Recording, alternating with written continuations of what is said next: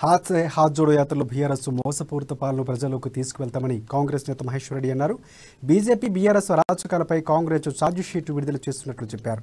ఎన్నికల్లో ఇచ్చిన ఏ ఒక్క హామీని కేంద్రంలో బీజేపీ కానీ రాష్ట్రంలో బీఆర్ఎస్ కానీ నెరవేర్చలేదని అన్నారు. ధనికుల కోసమే కేంద్రం పనిచేస్తుందని మండిపడ్డారు. ఏఐసీసీ షెడ్యూల్ ప్రకారమే హాత్ సే హాత్ జోడో యాత్ర ప్రారంభమవుతుందని ఆయన తెలిపారు.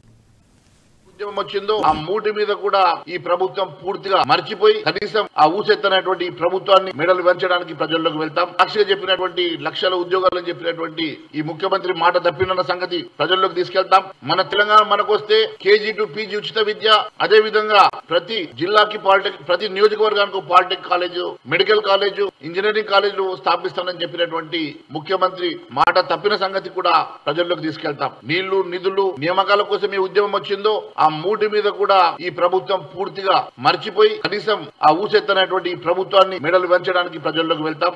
టీఆర్ఎస్ గెలిస్తే కాంట్రాక్ట్ ఉద్యోగాలే ఉండవని చెప్పినటువంటి ఈ